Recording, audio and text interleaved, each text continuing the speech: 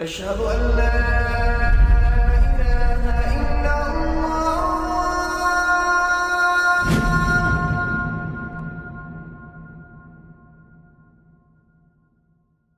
Raindrops media পরিবেশিত audio lecture series সিরাহ। এই সিরিজে আলোচিত হবে পৃথিবীর বুকে শ্রেষ্ঠতম মানুষ রাসূলুল্লাহ মুহাম্মদ সাল্লাল্লাহু আলাইহি ওয়াসাল্লামের জীবন কথা। ইন্নাল হামদালিল্লাহ ওয়াসসালাতু ওয়াসসালামু আলা রাসূলিল্লাহ ওয়া আলা আলিহি ওয়া আসহাবিহি ওয়া সাল্লামা তাসলিমান কাসীরান মাজিদান ইলা ইয়াউমিদ্দিন, আম্মা বা'দ। গত পর্বে আমরা আলোচনা শেষ করেছিলাম উহুদ যুদ্ধের প্রথম অংশে। কুরাইশরা ৩,০০০ সৈন্য নিয়ে মক্কা থেকে মদিনার দীর্ঘ পথ পাড়ি দিয়ে এসেছিল। তাদের উদ্দেশ্য ছিল মদিনা দখল করে মুসলিমদের ধ্বংস করবে। অন্যদিকে মুসলিমরা প্রথমে ১,০০০ সৈনিক নিয়ে কুরাইশদের মুখোমুখি হবার জন্য বের হলেও পথিমধ্যে মুনাফিকদের নেতা আবদুল্লাহ ইবনে উবাই তার ৩০০ সৈনিক নিয়ে বের হয়ে মদিনার দিকে ফিরে যায়। তাই ৭০০-র মতো মুসলিম মুজাহিদ উহুদের ময়দানে কুরাইশদের মুখোমুখি হয়।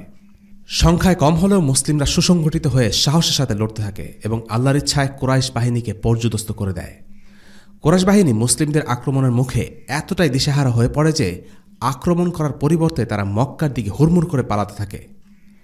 উহুদ যুদ্ধের প্রথম ভাগে মুসলিমদের এই বিজয়ের কথা আল্লাহ তাআলা কোরআনে উল্লেখ করেছেন। وَلَقَدْ صَدَقَكُمُ اللَّهُ وَعْدَهُ إِذْ تَحُسُّونَهُم بِإِذْنِهِ। আর আল্লাহ তোমাদের কাছে তার ওয়াদা সত্যে পরিণত করেন যখন তোমরা তাদেরকে হত্যা করছিলে তার নির্দেশে। সূরা আলে ইমরান আয়াত ১৫২। মুসলিমরা কুরাইশদের এমনভাবে শায়েস্তা করেছিল যে মনে হচ্ছিল বিজয় শুধু সময়ের ব্যাপার। অবস্থা দৃষ্টে মনে হচ্ছিল কুরাইশরা আর প্রতিরোধ বা পাল্টা আক্রমণ করতে সক্ষম হবে না, কিছু পরেই বিজয় নিশ্চিত হয়ে যাবে। মুসলিম শিবিরে তখন বিজয়ের সুবাস। মুসলিমদের মধ্যে একটি দল তাই শত্রুদের রেখে যাওয়া সম্পদ অর্থাৎ গনিমতের মাল সংগ্রহ করতে শুরু করলেন। আর সেটা দেখেই একটা ভুল সিদ্ধান্ত নিয়ে বসলেন কজন সাহাবী। কি সেই ভুল? আল্লাহ তাআলা বলছেন, حتى إذا فشلتم وتنازعتم في الأمر وعصيتم من بعد ما أراكم ما تحبون منكم من يريد الدنيا ومنكم من يريد الآخرة ثم صرفكم عنهم ليبتليكم ولقد عفا عنكم والله ذو فضل على المؤمنين।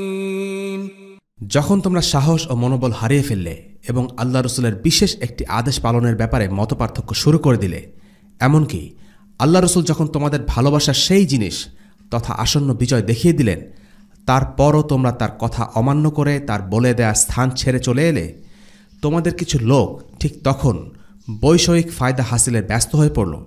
অপরদিকে তখনও তোমাদের কিছু লোক পরকালের কল্যাণই চাইতে থাকল।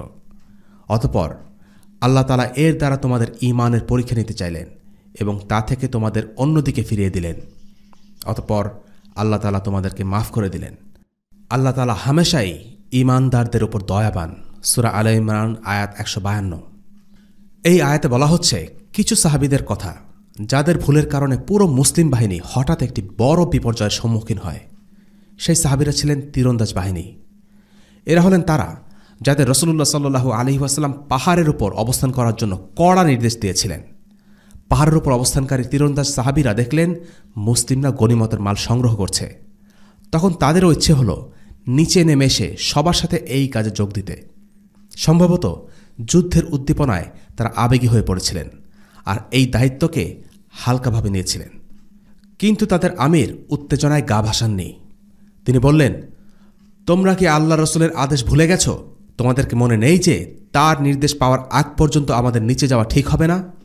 কিন্তু তারা বলল, যুদ্ধ তো শেষ হয়ে গেছে। এই বলে ৫০ জনের মধ্যে ৪০ জনই রাসূলুল্লাহ সাল্লাল্লাহু আলাইহি ওয়াসাল্লামের স্পষ্ট নির্দেশ উপেক্ষা করে নিচে চলে যায়। অন্যদিকে শত্রুদের ক্যাম্পে তখনও একজন যুদ্ধে অংশ নেননি। তিনি হচ্ছেন খালিদ ইবনুল ওয়ালিদ। তিনি যুদ্ধে ছিলেন কুরাইশ বাহিনীর অশ্ববাহিনীর প্রধান। মুসলিম তীরন্দাজ বাহিনী পাহাড় থেকে নেমে যাওয়া মাত্র তিনি আর আবু জাহেলের ছেলে ইকরিমা বিন আবু জাহেল মুসলিম বাহিনীর দুর্বল অবস্থানটি লক্ষ্য করলেন। এই সুযোগের সদ্ব্যবহার করতে তারা এতটুকু দেরি করলেন না। তারা 100 থেকে 150 সৈন্যের অশ্ববাহিনীকে আইনান পাহাড়ের পাশ দিয়ে এগিয়ে নিলেন আর আচমকাই মুসলিমদেরকে পেছন থেকে আক্রমণ করে বসলেন। হঠাৎ আক্রমণে মুসলিম বাহিনী হতভম্ব হয়ে পড়ে। তারা আশঙ্কা করেননি এমন কিছু একটা ঘটতে পারে। এদিকে কুরাইশদের মূল সেনাদল যারা ছত্রভঙ্গ হয়ে পালিয়ে যাচ্ছিল, তারা এই দৃশ্য দেখে সাহস ফিরে পায়। তারা পালানো ফেলে এবার সামনের দিকে মুসলিমদের আক্রমণ করা শুরু করে। দুই দিক থেকে হামলা আসায় মুসলিম বাহিনী পুরোপুরি বিশৃঙ্খল হয়ে পড়ে। খালিদ ইবনুল ওয়ালিদ তার বাহিনীকে নিয়ে এমন দিক থেকে হামলা চালান যে মুসলিম বাহিনী কার্যত দুই ভাগ হয়ে যায়। এক ভাগ ছিল তার বাম পাশে, এরা গনিমত সংগ্রহে ব্যস্ত ছিল, আর ডান পাশে ছিল রাসূলুল্লাহ সাল্লাল্লাহু আলাইহি ওয়াসাল্লামের ক্যাম্প। হঠাৎ আক্রমণে মুসলিম মুজাহিদদের সারি ভেঙে যায়, তারা ছত্রভঙ্গ হয়ে পড়ে। আর সেই সুযোগে মুশরিকরা মুসলিম বাহিনীতে হত্যাযজ্ঞ চালানোর সুযোগ পায়। তারা যখন সামনে যাকে পেয়েছে তাকেই হত্যা করেছে। মুসলিমরা এই আক্রমণে এতটাই দিশেহারা হয়ে পড়ে যে বন্ধু শত্রুকে চিহ্নিত করতেও ভুল করে, নিজেরাই নিজের দলের লোককে মেরে ফেলে। এরকমই একটি আত্মঘাতী আক্রমণে মারা যান হুযায়ফা ইবন আল ইয়ামানের বাবা ইয়ামান রাদিয়াল্লাহু আনহু। এই দৃশ্য দেখে হুযায়ফা চিৎকার করে ওঠেন, বাবা, আমার বাবা! কিন্তু ততক্ষণে অনেক দেরি হয়ে গেছে। ইয়ামান রাদিয়াল্লাহু আনহু শহীদ হয়ে গেছেন। কুরাইশদের উদ্দেশ্য ছিল রাসূলুল্লাহ সাল্লাল্লাহু আলাইহি ওয়াসাল্লামকে হত্যা করা। হামলার এক পর্যায়ে তারা রাসূলুল্লাহর ক্যাম্পের খুব কাছাকাছি চলে আসে। রাসূলুল্লাহকে ঘিরে তখন মাত্র 9 জন সাহাবী। এটা ছিল রাসূলুল্লাহর জীবনের সবচেয়ে কঠিন মুহূর্তের একটি। তিনি কি করবেন এখন? তার হাতে দুটো অপশন। 9 জন সাহাবীকে সাথে নিয়ে নিরাপদ দূরত্বে চলে যাবেন, নাকি মুসলিমদের ঐক্যবদ্ধ করার জন্য ডাক দিবেন। যদি তিনি নিজের জান বাঁচান তাহলে শত্রুরা ছত্রভঙ্গ মুসলিমদের হত্যা করে শেষ করে ফেলবে, আর যদি তিনি ডাক দেন তাহলে একটা প্রতিরোধ করার সম্ভাবনা থাকলেও শত্রুরা তার কণ্ঠস্বর শুনে তার অবস্থান জেনে যাবে আর তার উপর হামলা চালাবে। রাসূলুল্লাহ সাল্লাল্লাহু আলাইহি ওয়াসাল্লাম সিদ্ধান্ত নিলেন নিজের জীবন বিপন্ন করে হলেও মুসলিমদের মাঝে নিয়ন্ত্রণ ফিরিয়ে আনবেন। তিনি ডেকে উঠলেন, আল্লাহর বান্দারা, তোমরা এগিয়ে আসো। আর যা হবার তাই হল। সেই ডাক শুনে ফেলে কুরাইশ বাহিনীও। মুসলিমরা এগিয়ে আসার আগেই কাফিরদের একটি দল রাসূলুল্লাহ সাল্লাল্লাহু আলাইহি ওয়াসাল্লামের অবস্থান আন্দাজ করে সেদিকে হামলা চালিয়ে বসল। রাসূলুল্লাহ সাল্লাল্লাহু আলাইহি ওয়াসাল্লামের জীবনে এতটা অনিশ্চয়তা ঘেরা, এতটা সংকটাপন্ন, এতটা বিপদগ্রস্ত মুহূর্ত আর কখনো আসেনি। তাইফের লোকেরা তার দিকে পাথর ছুঁড়ে তাড়া করেছিল, কিন্তু তাকে হত্যা করতে চায়নি। হিজরতের রাতে কুরাইশরা তাকে হত্যা করতে চেয়েছিল, কিন্তু এতটা কাছাকাছি আর কখনো আসতে পারেনি। হিজরতের পথে সুরাকা ইবন মালিক রাসূলুল্লাহ সাল্লাল্লাহু আলাইহি ওয়াসাল্লামকে বন্দীও করতে চেয়েছিল, কিন্তু উহুদের ময়দানে কুরাইশরা মরিয়া হয়ে চাইছিল যে কোনো মূল্যে রাসূলুল্লাহ সাল্লাল্লাহু আলাইহি ওয়াসাল্লামকে পুরোপুরি শেষ করে দিতে। সেই প্রচেষ্টায় উতবা ইবন আবি ওয়াক্কাস রাসূলুল্লাহ সাল্লাল্লাহু আলাইহি ওয়াসাল্লামের গায়ে পাথর ছুঁড়ে মারে। জোরালো সেই ধাক্কায় রাসূলুল্লাহ সাল্লাল্লাহু আলাইহি ওয়াসাল্লাম মাটিতে পড়ে যান, তার ঠোঁট কেটে যায়। দ্বিতীয় মারাত্মক আঘাতটিও হানে উতবা। এই আঘাতটি ছিল তার তীরের আঘাত। এই আঘাতে রাসূলুল্লাহ সাল্লাল্লাহু আলাইহি ওয়াসাল্লামের দাঁত ভেঙে যায়। তৃতীয় আঘাতটি করে আব্দুল্লাহ ইবন শিহাব। সে রাসূলুল্লাহ সাল্লাল্লাহু আলাইহি ওয়াসাল্লামের কপালে আঘাত করে, আর রাসূলুল্লাহ সাল্লাল্লাহু আলাইহি ওয়াসাল্লামের কপাল কেটে যায়, রক্তে তার দাড়ি ভিজে যায়। আর চতুর্থ আর সবচেয়ে মারাত্মক আঘাতটি হানে ইবন কামিয়া। সে ঘোড়ায় চড়ে এসে তরবারি দিয়ে রাসূলুল্লাহ সাল্লাল্লাহু আলাইহি ওয়াসাল্লামের মুখে আঘাত করার চেষ্টা করে। তালহা রাদিয়াল্লাহু আনহু তার ঢাল দিয়ে আঘাতকে রুখে দিতে চাইলেন, কিন্তু পুরোপুরি পারলেন না। রাসূলুল্লাহ সাল্লাল্লাহু আলাইহি ওয়াসাল্লামের শিরস্ত্রাণে ইবন কামিয়ার তরবারি আঘাত করে। এই আঘাত এতটাই জোরালো ছিল যে তার শিরস্ত্রাণে দুটি কড়া তার মাথায় গেঁথে যায় এবং তিনি গর্তে পড়ে যান। রাসূলুল্লাহ সাল্লাল্লাহু আলাইহি ওয়াসাল্লাম যেভাবে করে নিজের জীবনকে বিপন্ন করে সাহাবীদের বাঁচানোর জন্য আহ্বান করেছিলেন, সেভাবে করে সাহাবীরা এবার নিজের জীবন বিপন্ন করে এগিয়ে এলেন রাসূলুল্লাহ সাল্লাল্লাহু আলাইহি ওয়াসাল্লামকে বাঁচানোর জন্য। তবে তার আগে জেনে নেওয়া যাক ছত্রভঙ্গ মুসলিম শিবিরের কিছু অদম্য সাহাবীরা তখন কি করেছিলেন। কুরাইশদের অতর্কিত হামলায় মুসলিমরা যখন দিশেহারা, তেমনই এক বিশৃঙ্খলময় পরিস্থিতিতে কুরাইশরা রাসূলুল্লাহ সাল্লাল্লাহু আলাইহি ওয়াসাল্লামের সাহাবী মুসআব ইবনে উমাইরকে হত্যা করে ফেলে। তারা তাকে চারদিক থেকে ঘিরে ফেলে। মুসআবকে কাফিররা ঘিরে রেখেছে, আর মুসআব দেখলেন রাসূলুল্লাহ সাল্লাল্লাহু আলাইহি ওয়াসাল্লামকে কাফিররা ঘিরে রেখেছে। সংকটের সেই মুহূর্তে, বিপদের সেই ক্ষণঘটায় মুসআব বলে উঠলেন, আর মুহাম্মদ কেবল একজন রাসূল, তার আগে নিশ্চয়ই অনেক রাসূল গত হয়েছেন। যদি তিনি মারা যান অথবা তাকে হত্যা করা হয়, তবে কি পশ্চাদপসরণ করবে? এই কথাগুলো শুধু কথা নয়, এই কথাগুলো যেন ঈমান। মৃত্যুর আগ মুহূর্তে মুসআবের বলা এই কথাগুলো আল্লাহ তাআলা পবিত্র কোরআনে নাজিল করেছেন। وما محمد إلا رسول قد خلت من قبله الرسل أفإن مات أو قتل انقلبتم على أعقابكم ومن ينقلب على عقبيه فلن يضر الله شيئا وسيجزي الله الشاكرين। আর মুহাম্মদ তো কেবল একজন রাসূল, তার আগে নিশ্চয়ই অনেক রাসূল বিগত হয়েছে। যদি তিনি মারা যান অথবা তাকে হত্যা করা হয়, তবে কি তোমরা পেছনে ফিরে যাবে? আর যে ব্যক্তি পিছনে ফিরে যায় সে কখনো আল্লাহর ক্ষতি করতে পারে না, আর আল্লাহ অচিরেই কৃতজ্ঞদের প্রতিদান দেবেন। সূরা আলে ইমরান আয়াত 144। মুসআব ইবনে উমাইর এই কথাগুলো বলার পর ইবনে কামিয়া মুসআবকে হত্যা করে। মুসআব ছিলেন এই যুদ্ধের পতাকাবাহী। শত্রুরা প্রথমে তার ডান হাত কেটে ফেলে, তিনি বাম হাতে পতাকা জড়িয়ে ধরেন। শত্রুরা তার বাম হাতও কেটে ফেলে। এরপর দুই হাতের কাটা অংশ নিয়ে তিনি পতাকা জড়িয়ে ধরেন, আর সেই অবস্থায় শহীদ হয়ে যান।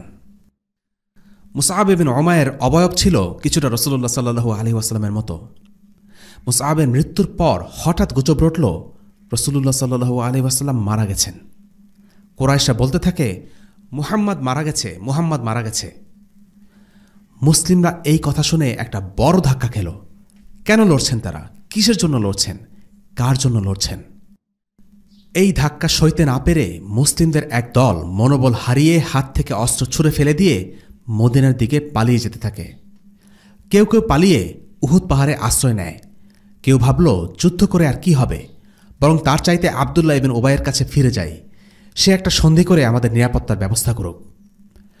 কিন্তু একদল মুসলিম ব্যতিক্রম। তারা ছিলেন অপরাজেয়, তারা ছিলেন হার না মানা মানুষ। তাদের ছিল সামর্থ্যের শেষ বিন্দু পর্যন্ত লড়ে যাওয়ার মানসিকতা, তাদের ছিল পাহাড় সম দৃঢ়তা। রাসূলুল্লাহ সাল্লাল্লাহু আলাইহি ওয়াসাল্লামের মৃত্যুর গুজবে তারা এতটুকু দমলেন না, দ্বিগুণ উৎসাহে যুদ্ধ চালিয়ে গেলেন শহীদ হবার আশায়। এমনই একজন ছিলেন আনাস ইবনে নজর রাদিয়াল্লাহু আনহু। এবার জানা যাক সেই উহুদের ময়দানে এই অখ্যাত সাহাবীর কাহিনী। আনাস ইবনে নজর হলেন বিখ্যাত সাহাবী আনাস ইবনে মালিকের চাচা। আনাস ইবনে নজর অনেকদিন ধরেই বদরের যুদ্ধে অংশ নিতে না পারায় যন্ত্রণায় ভুগছিলেন। তিনি শুধু এতটুকুই বলেছিলেন, আল্লাহ যদি আর একটা যুদ্ধে অংশ নেওয়ার সুযোগ দেন তাহলে তিনি দেখিয়ে দিবেন আমি কি করি। তিনি খুব করে একটু সুযোগ খুঁজছিলেন যেন জিহাদের ময়দানে নিজের সাহসিকতার প্রমাণ দেবেন। উহুদের যুদ্ধে সেই সুযোগ এলো। তিনি তার কথা রাখলেন। উহুদের যুদ্ধে যখন সবাই ছত্রভঙ্গ হয়ে এদিক ওদিক পালিয়ে যাচ্ছে, তিনি তখন এগিয়ে যাচ্ছেন সামনের দিকে, স্রোতের বিপরীতে দাঁড়িয়ে। আজ তার দিন, আজ তার দেখানোর পালা। অস্ত্র রেখে পালিয়ে যাওয়া কিছু মুসলিমকে তিনি জিজ্ঞেস করলেন, কোথায় যাচ্ছ তোমরা? তারা উত্তর দিল, মুহাম্মাদের মৃত্যু হয়েছে। তিনি বললেন, তোমরা জেনে রাখো, মুহাম্মদ সাল্লাল্লাহু আলাইহি ওয়াসাল্লাম যদি মারাও যান, তার রবের মৃত্যু হয়নি। যে কারণে মুহাম্মদ মারা গেছেন, তোমরাও সে কারণে মরে যাও। উহুদের ময়দানে এরপর সাদ ইবনে মুআজের সাথে তার দেখা। সাদ ইবনে মুআজকে বললেন, সাদ, আমি তো উহুদের পাদদেশে জান্নাতের সুবাস পাচ্ছি। এই বলে অদম্য আনাস ছুটে গেলেন ময়দানে, ঢুকে পড়লেন শত্রুদের মাঝে। দুর্দান্তভাবে যুদ্ধ চালিয়ে গেলেন প্রবল সাহসিকতার সাথে। তিনি তার কৃত অঙ্গীকার পূর্ণ করলেন, তরবারি চালিয়ে গেলেন শেষ নিঃশ্বাস ত্যাগ করা পর্যন্ত। যুদ্ধ শেষে একটি মৃতদেহ পড়েছিল ময়দানে। শরীরে ছিল ৮০টি আঘাতের চিহ্ন। দেখে বোঝাই যাচ্ছিল না এটা কার লাশ। এক মুসলিম নারী এলেন। লাশের শরীর দেখে কিছু বোঝার উপায় ছিল না, এত আঘাত পুরা দেহে। একটা আঙ্গুল দেখে শনাক্ত করে বললেন, এটা তার ভাই আনাস ইবনে নজরের লাশ। এই ছিলেন আনাস ইবনে নাজার রাদিয়াল্লাহু আনহু।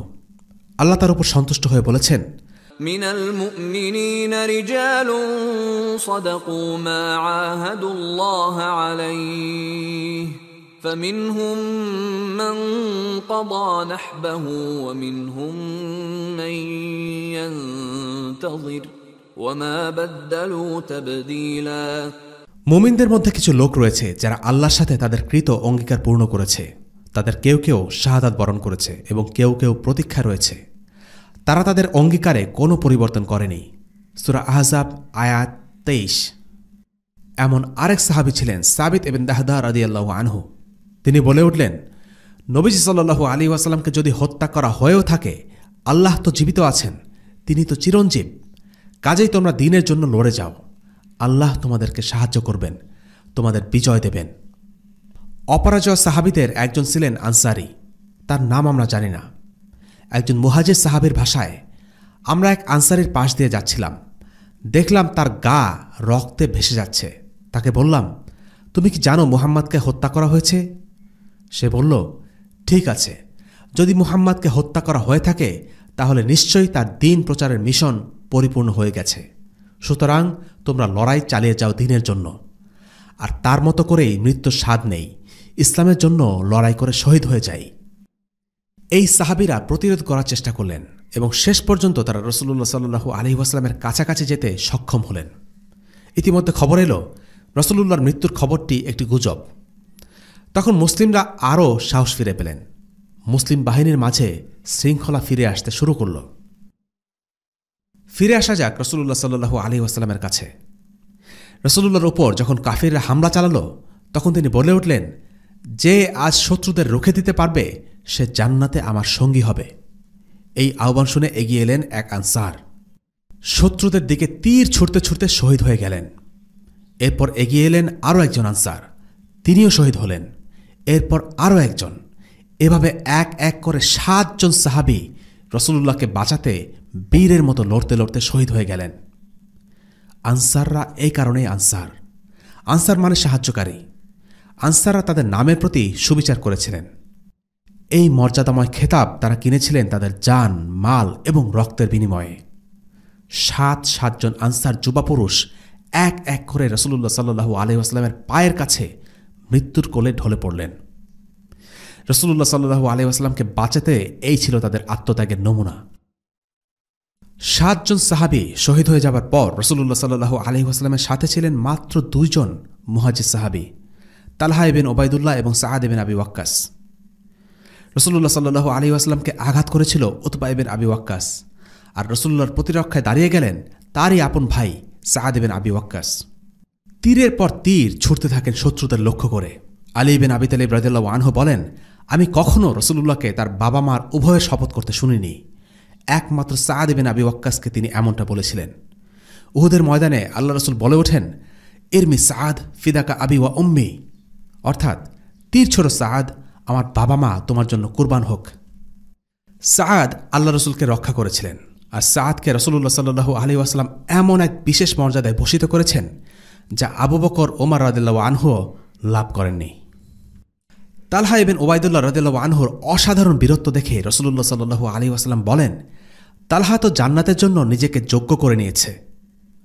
তালহা সেদিন যে সাহসিকতা দেখিয়েছেন তা আর কোনো সাহাবী দেখাননি। রাসূলুল্লাহ সাল্লাল্লাহু আলাইহি ওয়াসাল্লামকে বাঁচাতে গিয়ে তরবারের আঘাতে তালহার কিছুটা আঙ্গুল কাটা পড়ে। উহুদের সেই দিনে তালহা নিজের গায়ে অন্তত 35টি আঘাত সয়ে নেন, শুধুমাত্র রাসূলুল্লাহ সাল্লাল্লাহু আলাইহি ওয়াসাল্লামকে বাঁচানোর জন্য। তার ডান হাত তীরের আঘাতে অবশ হয়ে যায়। তালহার সম্মানে রাসূলুল্লাহ সাল্লাল্লাহু আলাইহি ওয়াসাল্লাম বলেছিলেন, যদি কেউ জমিনের বুকে কোনো জীবিত শহীদকে চলাফেরা করা অবস্থায় দেখতে চায়, সে যেন তালহাকে দেখে নেয়। আরেকজন বীর সেনা ছিলেন আনসারী সাহাবী আবু তালহা রাদিয়াল্লাহু আনহু। রাসূলুল্লাহ সাল্লাল্লাহু আলাইহি ওয়াসাল্লামের একেবারে সামনে আবু তালহা ঢাল হয়ে দাঁড়িয়ে যান আর সমানে তীর ছুড়তে থাকেন। নবীজি সাল্লাল্লাহু আলাইহি ওয়াসাল্লাম নিজেকে আবু তালহার পেছনে আড়াল করে রাখেন। আবু তালহা একটি একটি করে তীর ছোড়েন আর রাসূলুল্লাহ সাল্লাল্লাহু আলাইহি ওয়াসাল্লাম মাথা উঁচু করে দেখেন সেই তীর কোথায় আঘাত হানে।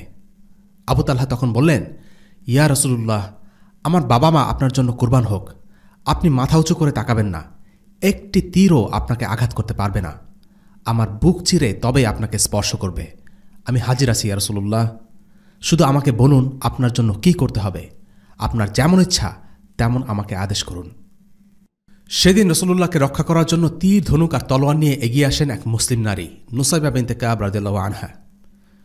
নবীজিকে তীরের আঘাত থেকে রক্ষা করার জন্য আবু দুজানা তার পিঠকে ঢাল হিসেবে পেতে দেন। রাসূলুল্লাহ শরীরে যে দুটো কড়া বিঁধে গিয়েছিল সেগুলো বের করে আনার চেষ্টা করেন আবু উবাইদা আমর ইবনুল জাররাহ রাদিয়াল্লাহু আনহু। তিনি দাঁত দিয়ে টেনে কড়া দুটো বের করার চেষ্টা করেন, আর এই কাজ করতে গিয়ে তার দুটো দাঁত ভেঙে যায়। আরেক বীর মুজাহিদ ছিলেন আবদুল্লাহ ইবনে আউফ। উহুদের যুদ্ধে তার শরীরে 20টি আঘাত লাগে। আবু বকর এবং আবু উবাইদা রাদিয়াল্লাহু আনহু সেদিন রাসূলুল্লাহকে বাঁচাবার জন্য প্রচণ্ডভাবে যুদ্ধ করে যান।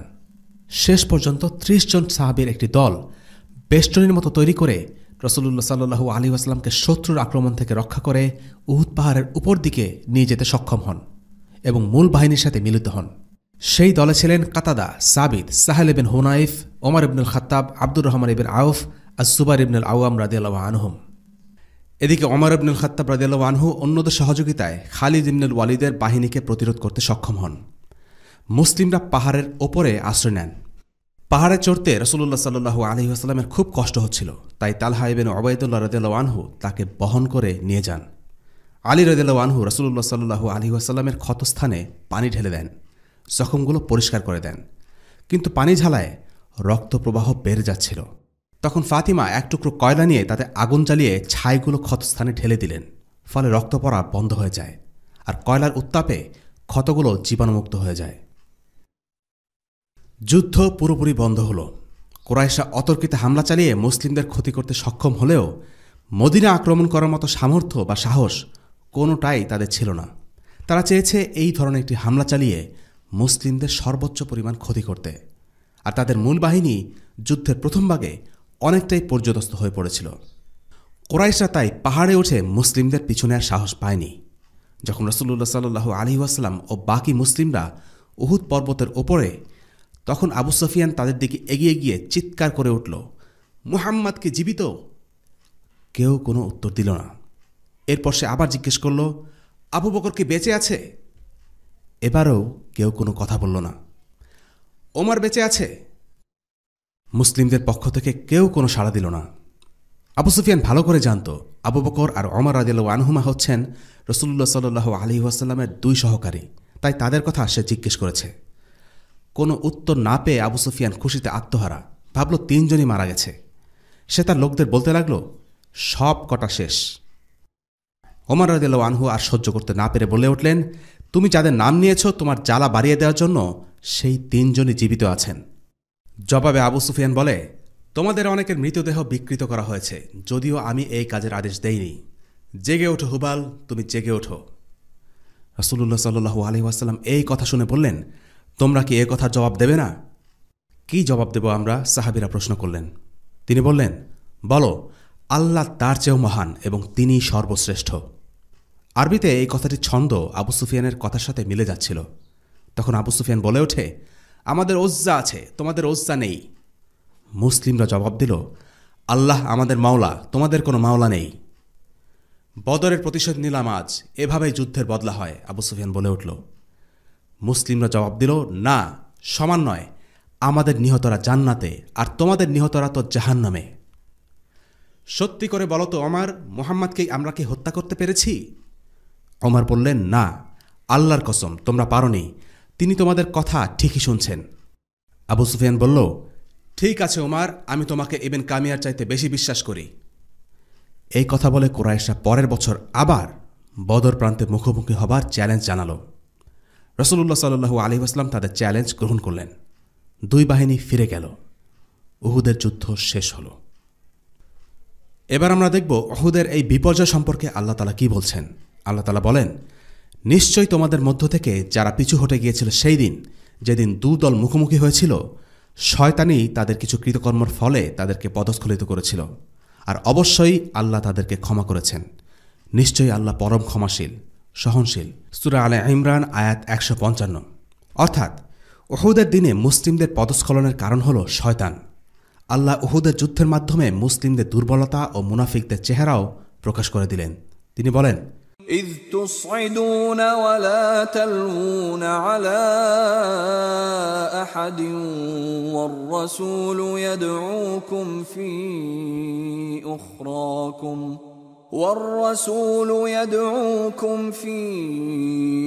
أخراكم فأثابكم غما بغم لكي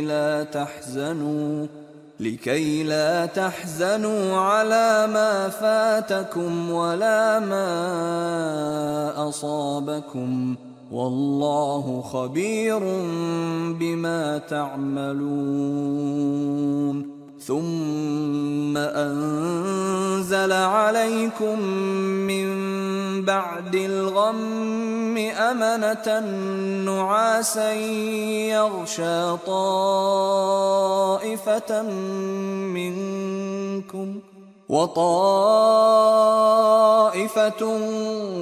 قد أهمتهم أنفسهم يظنون بالله غير الحق ظن الجاهلية يقولون هل لنا من الأمر من شيء قل إن الأمر كله لله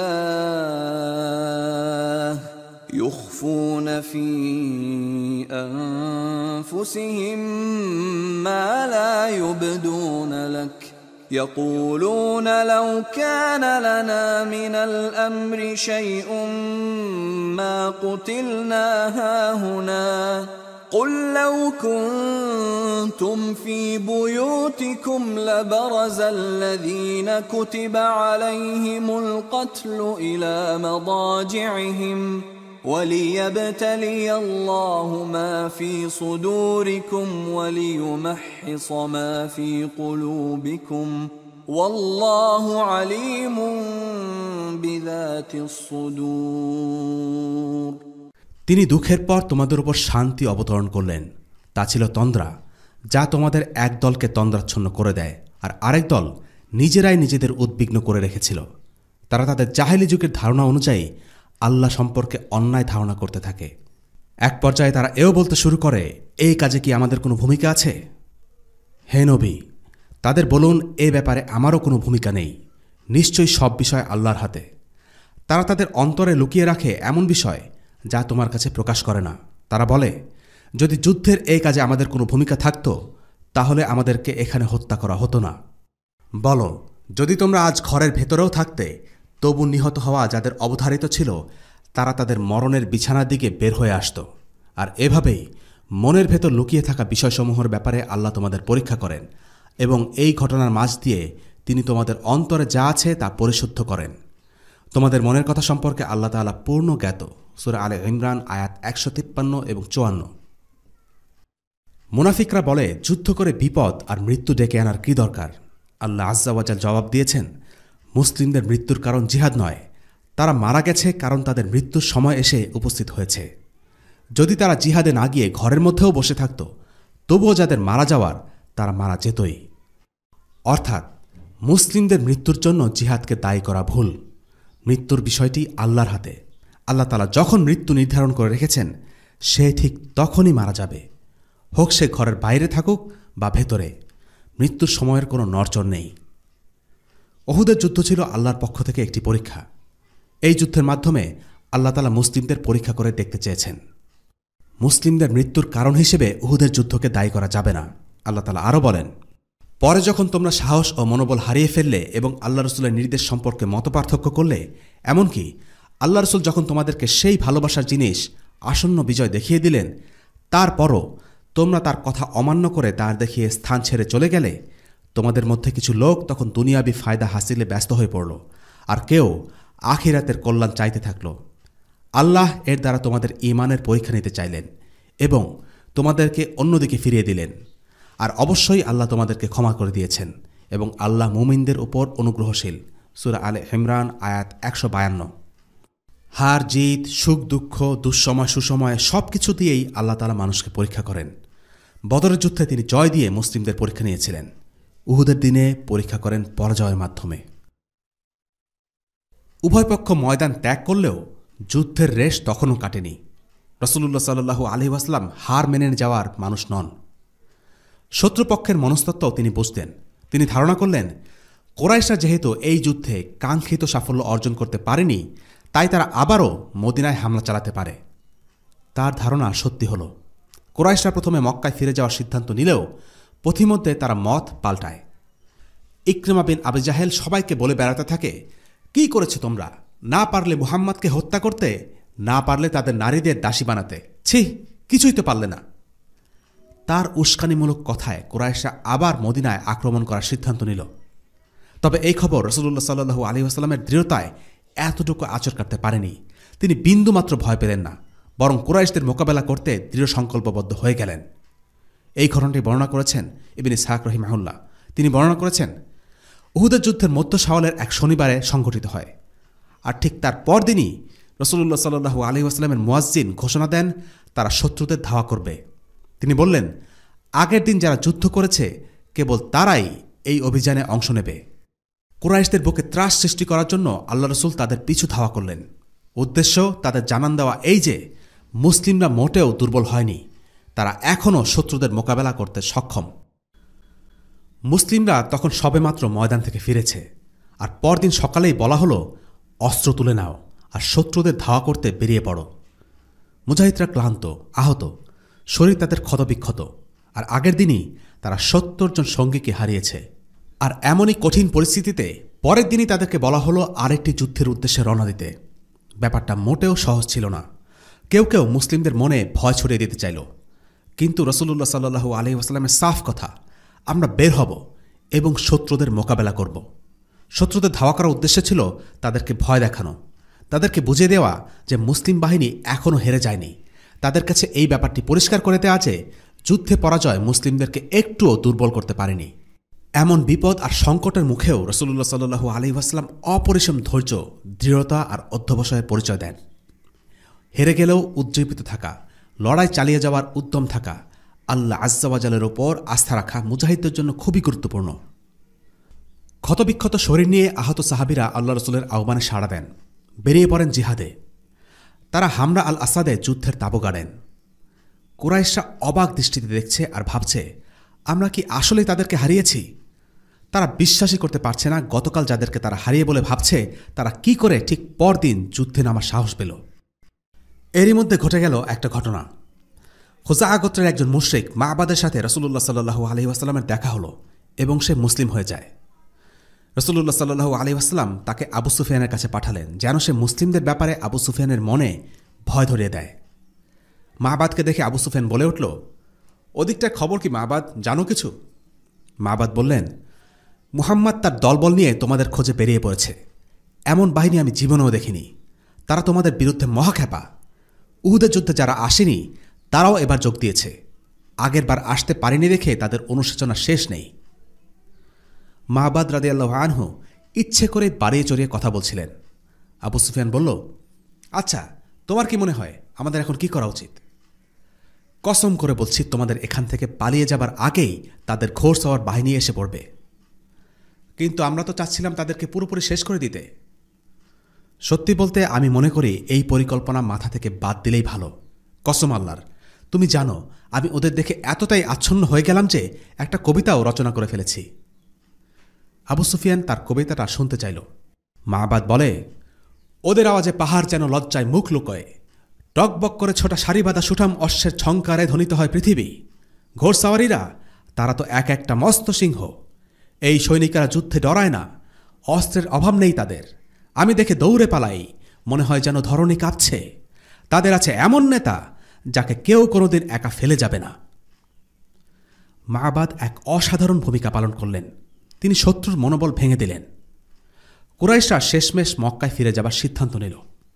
আবু সুফিয়ান তবুও আক্রমণ করার মিথ্যা হুমকি দিয়ে মুসলিমদের ভয় দেখানোর শেষ চেষ্টা করল, কিন্তু মুসলিমদের এতটুকু টলানো গেল না। অনেক ক্ষয়ক্ষতি আর বিপর্যয় হওয়া সত্ত্বেও মনস্তাত্ত্বিক যুদ্ধে মুসলিমরা জয়ী হয়েই মদিনায় ফিরে গেল। এই প্রসঙ্গে আল্লাহ তাআলা আয়াত নাজিল করেন, الذين استجابوا لله والرسول من بعد ما أصابهم القرح للذين أحسنوا منهم واتقوا أجر عظيم الذين قال لهم الناس إن الناس قد جمعوا لكم فاخشوهم فزادهم إيمانا وقالوا حسبنا الله ونعم الوكيل فانقلبوا بنعمة من الله وفضل لم يمسسهم سوء واتبعوا رضوان الله والله ذو فضل عظيم إنما ذلكم الشيطان يخوف أولياءه فلا تخافوهم وخافون إن كنتم مؤمنين إنما ذلكم الشيطان يخوف أولياءه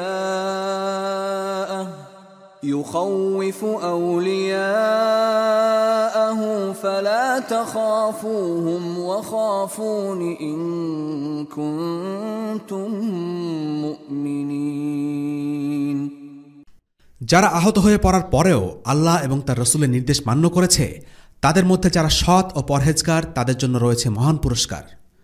মুনাফিকরা যাদেরকে বলেছিল নিঃসন্দেহে তোমাদের বিরুদ্ধে লোক জমায়েত হয়েছে, অতএব তাদেরকে ভয় করো, কিন্তু তাদের ঈমান বেড়ে গেল আর তারা বলল আমাদের জন্য আল্লাহই যথেষ্ট, তিনি অতি উত্তম রক্ষাকর্তা।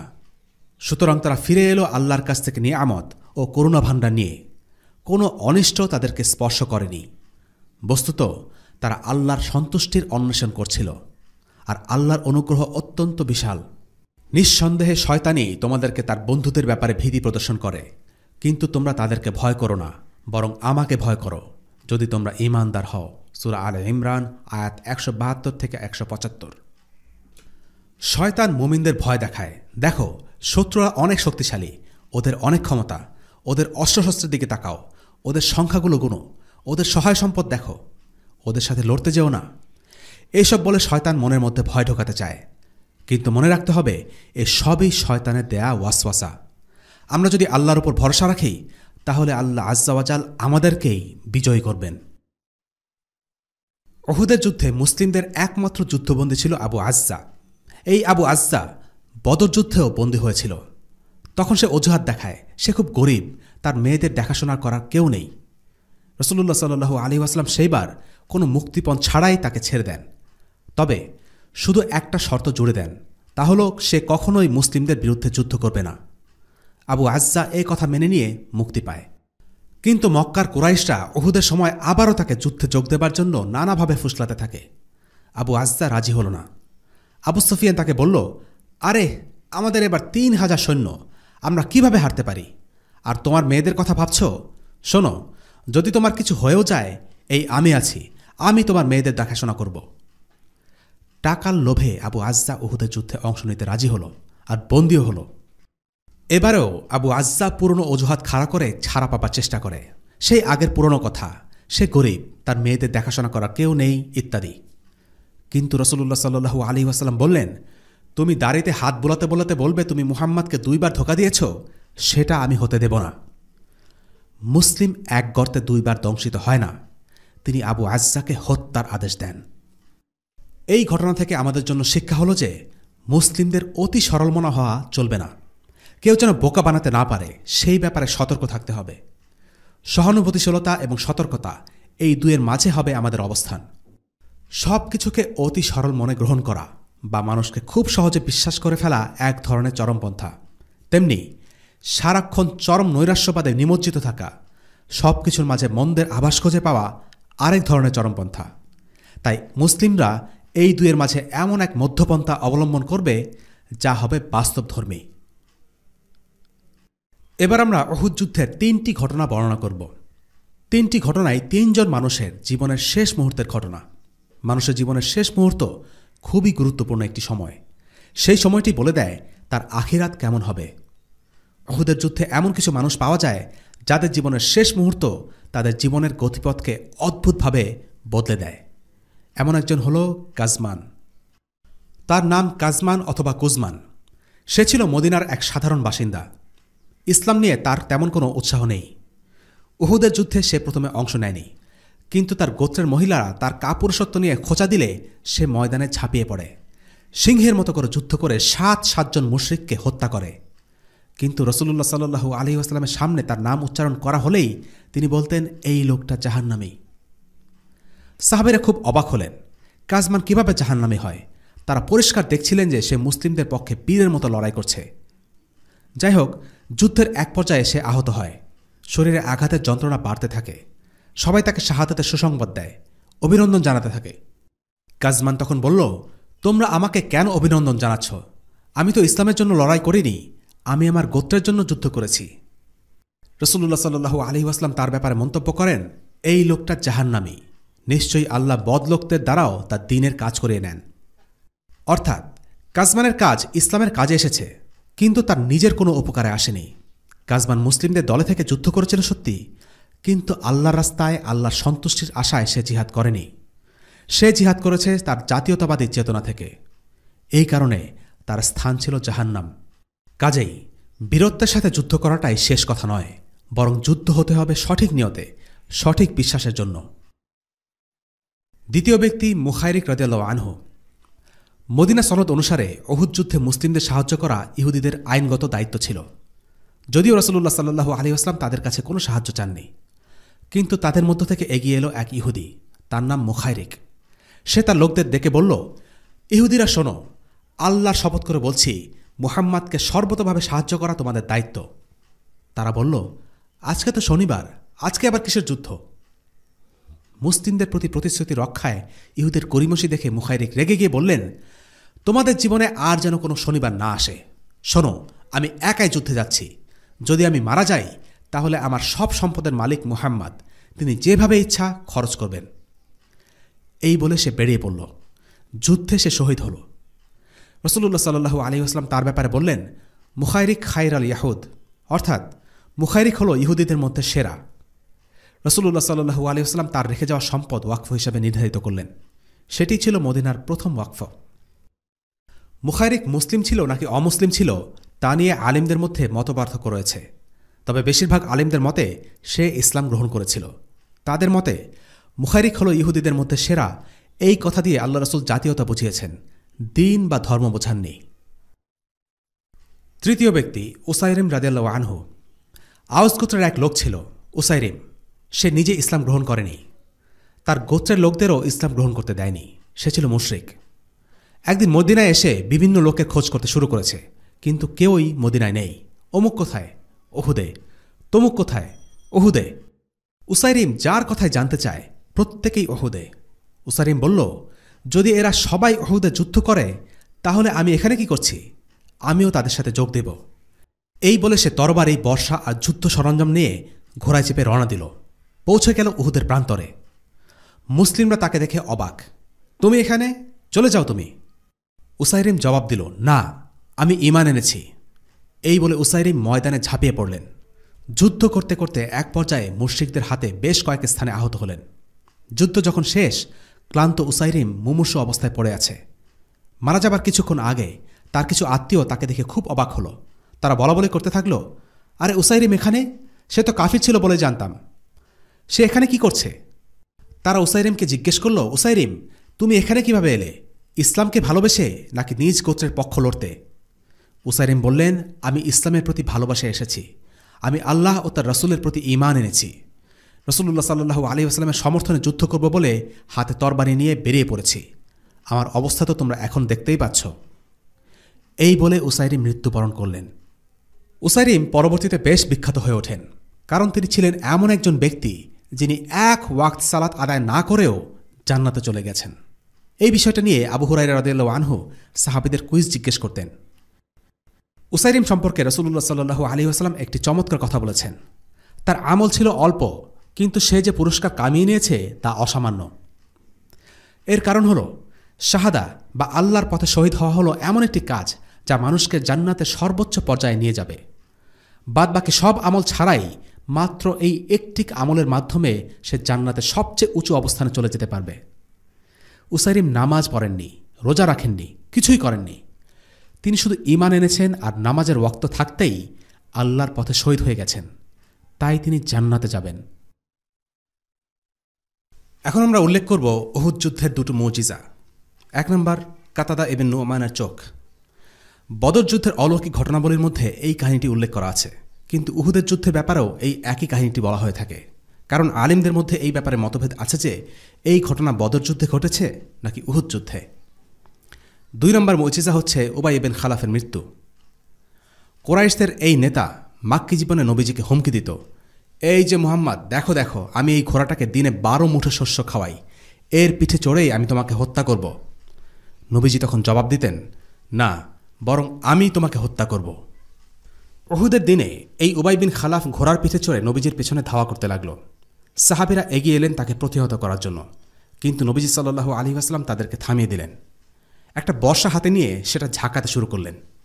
এরপর রাসূলুল্লাহ সাল্লাল্লাহু আলাইহি ওয়াসাল্লাম উবাই বিন খালাফের দিকে বর্শা তাক করে ছুড়ে মারলেন। উবাই বিন খালাফের সমস্ত দেহ ছিল বর্মে ঢাকা। একটা বর্শা দিয়ে তাকে ঘায়েল করা রীতিমতো অসম্ভব, কিন্তু নবীজির বর্শা আঘাত করল ঠিক তার বর্ম আর হেলমেটের মাঝামাঝি ছোট্ট একটা ফাঁকে। সেই লোহার বর্মের ফাঁকা ভেদ করে বর্শা খুব একটা ভেতরেও ঢুকতে পারেনি, শুধু হালকা আঘাতে রক্ত জমে গিয়েছিল, গুরুতর কিছুই নয়। কিন্তু উবাই বিন খালাফ এতটুকু আঘাতেই ঘোড়া থেকে পড়ে গেল। উন্মাদের মতো দৌড়াতে দৌড়াতে তার লোকদের কাছে গিয়ে চিৎকার করতে থাকল। তারা বলল, তোমার হয়েছেটা কি, কেন এমন করছো? সে বলল, মুহাম্মদ আমাকে মেরে ফেলেছে। তারা তার বর্ম খুলে দেখল, কিন্তু গলার কাছে কোনো আঘাতের চিহ্ন খুঁজে পেল না। এরপর বলল, কই, তোমার তো কিছুই হয়নি, এত ভয় পাচ্ছ কেন? সে বলল, না না, মুহাম্মদ বলেছে সে আমাকে হত্যা করবে। যদি সে কিচ্ছু না করে শুধু আমার দিকে থুতু ছিটায়, তবুও আমি মারা যাব। এই ঘটনার পর যুদ্ধ থেকে ফেরার পথে মক্কার কাছে সারিফ নামক স্থানে সে সত্যি সত্যি মারা যায়। রাসূলুল্লাহ সাল্লাল্লাহু আলাইহি ওয়াসাল্লামের সিরাতে নিজ হাতে মাত্র একজন লোককেই তিনি হত্যা করেছেন, আর সে হল এই উবাই ইবনে খালাফ। সিরা থেকে একটি বিষয় বারবার প্রমাণিত হয় যে রাসূলুল্লাহ সাল্লাল্লাহু আলাইহি ওয়াসাল্লামের প্রতিটা কথায় এমনকি শত্রুরাও বিশ্বাস করত। কুরাইশ কাফিররা অক্ষরে অক্ষরে রাসূলুল্লাহর কথা বিশ্বাস করত, কিন্তু ঔদ্ধত্য আর অহংকারের কারণে তাকে নবী বলে মেনে নেয়নি। যেমন এই ঘটনায় উবাই সামান্য একটু আঁচড় খেয়েই এত ভয় পেয়ে যায় যে তার কাছে মনে হয়েছে সে মারা গেছে, কারণ রাসূলুল্লাহ সাল্লাল্লাহু আলাইহি ওয়াসাল্লাম বহু আগে তাকে হত্যা করার হুমকি দিয়েছিলেন, আর সেই হুমকি সত্য হওয়ার এই ঘটনা একটি মুজিজাও বটে। অনেক পরের একটি ঘটনা, উবাই ইবনে খালাফকে যেখানে হত্যা করা হয়েছে সেখানে সাহাবী আব্দুল্লাহ ইবনে ওমর রাদিয়াল্লাহু আনহু এক রাতে হাঁটছিলেন। তিনি বলেন, হঠাৎ করে আমি আগুনের হলকা দেখতে পেলাম। এরপর দেখলাম একটা লোককে শেকল বেঁধে টেনে হিচড়ে নিয়ে যাওয়া হচ্ছে, আর সে কেবলই পানি খেতে চাচ্ছে। আর তাকে বলা হচ্ছে, এই লোককে পানি দিও না, এ হলো সেই লোক যাকে রাসূলুল্লাহ হত্যা করেছেন। আব্দুল্লাহ ইবনে ওমর আসলেই উবাই ইবনে খালাফের শাস্তি দেখতে পাচ্ছিলেন। অনেক সময় কিছু মানুষ কাফিরদের প্রতি আল্লাহর আযাব কিংবা মুসলিমদের আনন্দ ও পুরস্কার প্রত্যক্ষ করতে পারবে। এটা স্বপ্নে হতে পারে অথবা সামনাসামনিও হতে পারে, যেমনটা হয়েছিল আব্দুল্লাহ ইবনে ওমরের ক্ষেত্রে। তিনি সরাসরি শাস্তি দেখতে পাচ্ছিলেন। আল্লাহর ইচ্ছায় কিছু মানুষকে গায়েবের বিভিন্ন দৃশ্য দেখানো হয়। আজকে আমাদের পর্ব শেষ করব উহুদের যুদ্ধের সাহাবিয়াতদের অর্থাৎ মহিলা সাহাবীদের ভূমিকার আলোচনা দিয়ে। বর্তমানে উম্মার জীবন থেকে জিহাদ অনুপস্থিত হয়ে পড়ায় মুসলিম নারীদের ভূমিকা অনেকাংশেই শুধুমাত্র পারিবারিক কাজে সীমিত হয়ে পড়েছে, কিন্তু প্রথম যুগে বিষয়টা এমন ছিল না। সে সময়ে মুসলিম নারীরা জিহাদেও ভূমিকা রাখতেন, তবে তারা ময়দানে সরাসরি যুদ্ধে অংশ নিতেন না। তারা জিহাদে বিভিন্নভাবে সহযোগিতা করতেন। জিহাদ মানে কেবল ময়দানে যুদ্ধ নয়, বরং এই যুদ্ধের জন্য অনেক প্রস্তুতি আর সহযোগিতা প্রয়োজন। এই প্রসঙ্গে উহুদের যুদ্ধে নারীদের ভূমিকা নিয়ে না জানলেই নয়। মুসলিম ভাইদের জন্য যেমন আদর্শ প্রয়োজন, তেমনি মুসলিম বোনেরাও যেন আদর্শ হিসেবে সাহাবিয়াতদের অনুসরণ করতে পারেন, সেই জন্য এই আলোচনা জরুরি।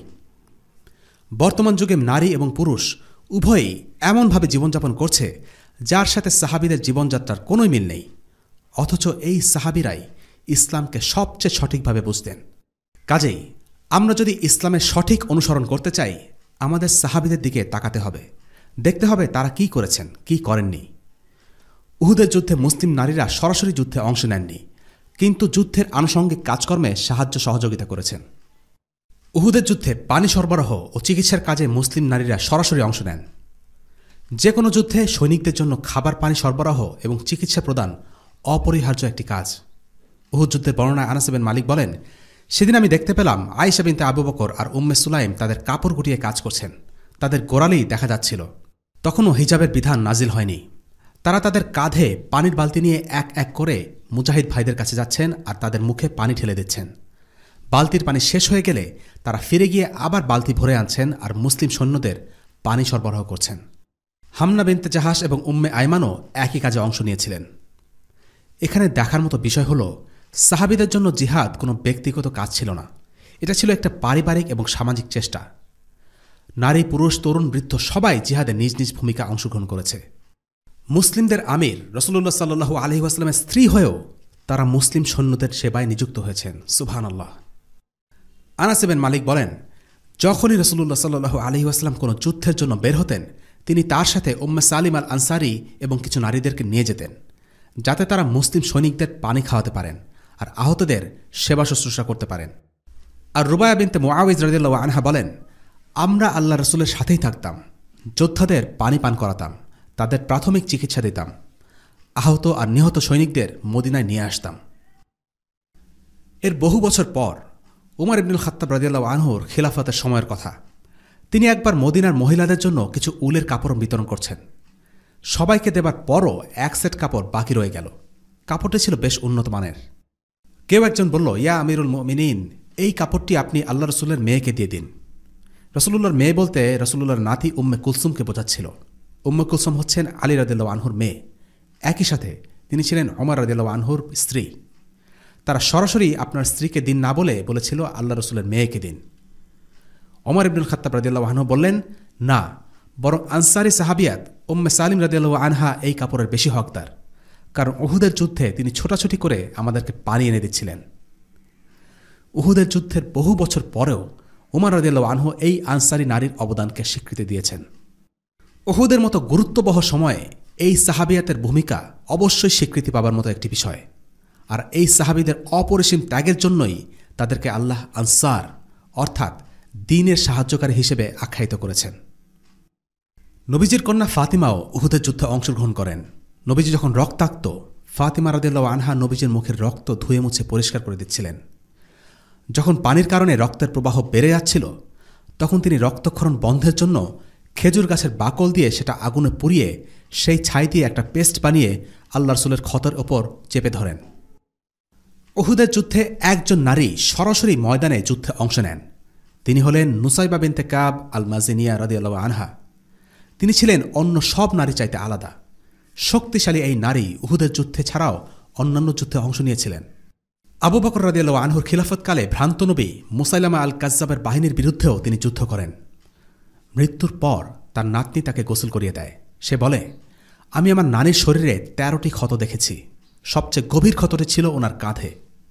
সেখানে ইবন কামিয়ার তরবারের আঘাত লেগেছিল। ইবন কামিয়া যখন উহুদের যুদ্ধে রাসূলুল্লাহ সাল্লাল্লাহু আলাইহি ওয়াসাল্লামকে আক্রমণ করে, তখন নুসাইবা নবীজিকে রক্ষা করতে ঢাল হয়ে দাঁড়িয়ে যান। ইবন কামিয়া তখন তাকে আঘাত করে। ইবন কামিয়ার তরবারের আঘাত এতই ভয়ানক ছিল যে 1 বছর পর্যন্ত নুসাইবা রাদিয়াল্লাহু আনহার কাঁধে ব্যথা থাকে। অন্যান্য যুদ্ধের সময়ও তিনি আহত হয়েছেন। ভণ্ড নবী দাবিদার মুসাইলামার বিরুদ্ধে যুদ্ধ করার সময় তিনি মারাত্মক আহত হন। জখম সারানোর জন্য তার ক্ষতস্থানে গরম তেল ঢালা হয়। সেই যুগে জখম সারাবার পদ্ধতি ছিল জখমের ব্যথার চাইতেও কষ্টকর। এত ব্যথা, এত কষ্টকর জখমও তাকে যুদ্ধে অংশ নেয়া থেকে থামিয়ে রাখতে পারেনি। উহুদের যুদ্ধের পরদিন যখন নবীজি সাল্লাল্লাহু আলাইহি ওয়াসাল্লাম শত্রুদের ধাওয়া করার উদ্দেশ্যে হামরা আল আসাদে যেতে চাইলেন, তখন সাথে সাথে নুসাইবা বিনতে কাবও সেখানে যেতে চাইলেন। কিন্তু উঠে দাঁড়ানো মাত্র তিনি ধপ করে পড়ে গেলেন। জখমের কারণে আর চলতে পারছিলেন না। উহুদে মারাত্মকভাবে আহত হওয়ার পরও তার উদ্যম বিন্দুমাত্র কমেনি। জিহাদের প্রতি তার ভালোবাসা ছিল এতটাই প্রবল। আল্লাহ রসুলকে বাঁচাতে সাহাবীরা নির্দ্বিধায় শত্রুর তরবারির মুখে দাঁড়িয়ে যেতেন। রাসূলুল্লাহ সাল্লাল্লাহু আলাইহি ওয়াসাল্লাম মানুষটা ছিলেন এমন, যার জন্য হাসতে হাসতে জান দিয়ে দেয়া যায়। হামরা আল আসাদ থেকে ফিরে আসার পর এত উদ্বেগ, ব্যস্ততা আর ক্লান্তির মধ্যেও নবীজি সাল্লাল্লাহু আলাইহি ওয়াসাল্লাম কারো কথা ভুলেননি। লোক পাঠিয়ে নুসাইবার খোঁজ নিলেন। সে নবীজিকে জানালো এখন তার শরীরের অবস্থা আগের থেকে কিছুটা ভালো। এই কথা শুনে রাসূলুল্লাহ সাল্লাল্লাহু আলাইহি ওয়াসাল্লাম অত্যন্ত আনন্দিত হয়ে ওঠেন। এই আনন্দ কোনো লোক দেখানো অভিনয় ছিল না। রাসূলুল্লাহ সাল্লাল্লাহু আলাইহি ওয়াসাল্লাম একজন বাবার মতোই সাহাবীদের ব্যাপারে খেয়াল রাখতেন, তাদের খোঁজ খবর নিতেন, কাছাকাছি থাকতেন, সুবিধা অসুবিধার দিকে লক্ষ্য রাখতেন। তার মনে সবসময় সাহাবীদের চিন্তা লেগেই থাকত। আজকের পর্ব শেষ করার আগে শোনা যাক কিছু সাহাবিয়াতদের কাহিনী। উহুদের যুদ্ধ ছিল মুসলিমদের জন্য একটি কষ্ট আর বেদনার অধ্যায়, কিন্তু এই কষ্ট, এই আঘাত তাদের ঈমানকে টলাতে পারেনি। তারা ছিলেন আমাদের মতোই মানুষ, তাদের দুঃখ কষ্ট ছিল, আবেগ ছিল, কিন্তু পার্থক্য এখানেই যে তারা ঈমানকে অন্য সব কিছুর উপরে প্রাধান্য দিয়েছেন। দুনিয়ার উপরে, নিজের স্বার্থের উপরে, আরাম আয়েশের উপরে তারা সবসময় ঈমানকে প্রাধান্য দিয়েছেন, আল্লাহকে স্মরণ করেছেন। এবার তাই জানা যাক কিছু সাহাবিয়াতের ঈমানি দৃঢ়তার কাহিনী। প্রথমেই সাফিয়া বিনতে আব্দুল মুত্তালিব রাদিয়াল্লাহু আনহা। সাফিয়া রাদিয়াল্লাহু আনহা ছিলেন হামজা রাদিয়াল্লাহু আনহার বোন।